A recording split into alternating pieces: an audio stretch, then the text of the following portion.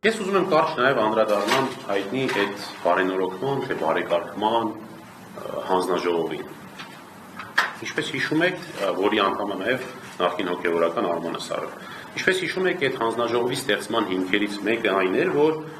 եկեղեցում, մասնավորապես Արշակ Սրբազանի շուրջ տեղի ունեցել մի բարոյականության հետ առնչություն չունեցող իրադարձություն, որի վերաբերյալ վեհապարը համապատասխան արձագանք չի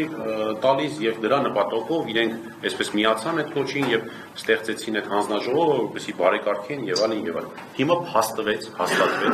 որ այդ տեսագրությունները կեղծված են եւ գոյություն չեն ունեցել օբյեկտիվ իրականության մեջ, ինչպես առաջին րոպեից պնդում էր Արշակ Սրբազանը։ Հետևաբար իմ մոտ այսպես հարց է առաջանում. այդ հանձնաժողովի գոյության իմաստը այլևս ո՞րն է, եթե այն ինչի շուրջ հավաքվել էին, դա հաստատվեց միջազգային փորձագետներով, հաստատվեց, որ դրանք իրականության հետ առնչություն չունեն։ Այս առումով երևի թե իրենք մտածեն մի քիչ, արդյոք այդ արհեստական հանձնաժողովների իմաստը կա թե չկա։ Դե Սարոյանը ինչ ուզի կասի, Սարոյանը ազատ քաղաքացի է, հոգևորական էլ չի, որ այլևս ասեմ ամոթ, որ լինելով հոգևորական ստում է, ազատ քաղաքացի է, շակի կողմնորոշումներ ունեցող քաղաքական, ինչ ուզի կասի, եւ ունեն թող ցույց տան։ Բա ուրա, բայց այսքան ժամանակ ինչի չկա։ Նույնիսկ Հայաստանում չեն իրականացրել փորձաքննություն այս հարցերով։ Բա ուրա այդ փորձաքննությունը։ Ոչ մեկ չգիտի։ Հա, ես ուղղակի մի հատ իմ մոտ նշումներ ունեմ, տեսնեմ հաջորդիվ ինչ եմ ուզում ասեմ։ Հա, այս մասով ժողովուրդ, որ խոսեցինք այդ բարեկարգման, թե բարենորոգման հանձնաժողով, նաև այդ նախկին հոգևորականի մասով, ինչպես հիշում եք, անդադար պնդումներ կա, որ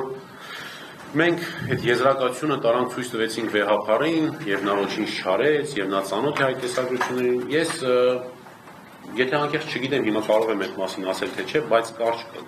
շատ չմանրամասնելով կասեմ, որ վեհապարը ծանոթ չի այդ փորձաքննությանը, որը որ քննչականներ իրականացրել, հետեւյալ պատճառաբանությունով, իր կողմից տված պատճառաբանություն։ Իդեպ դա ինձ ասել, ես կարծում եմ կարող եմ դրա մասին բարձրաձայնել, որովհետև ի սկզբանե ներկայացնողին այդ նույն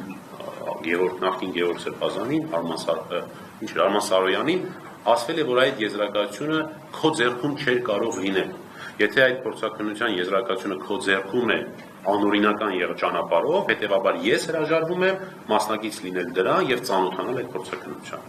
Այսինքն անօրինական եղանակով բերված փորձաքննությանը չի ծանոթացել։ Եվ հաջորդ հայտարարությունը, որ ուզում եմ անել, իմ նշած փորձաքննությունները իմ կողմից առանձին գրությամբ ուղարկվելու է նաեւ Մայրաթոր Սուրբ Էջմիածին, մասնավորապես հոգևոր խորհրդին, ինչու, որպեսզի նրանք ունենան իրականությունը, ունենան իրական փորձաքննությունները, հաշվի առնելով այն հանգամանքը, որ քննչական կոմիտեն փաստորեն մի քանի հոգևորականների եպիսկոպոսների միջոցով այդ իրենց կողմից կատարված եզրակացությունը փորձել էր Մայրաթոր ուղարկել։ Ուղղակի ուզում եմ իմանալ, որ նաև դա ուղարկելու եմ ես վեհապարին եւ Մայրաթորին ընդհանրապես բոլորի ծանոթացման համար։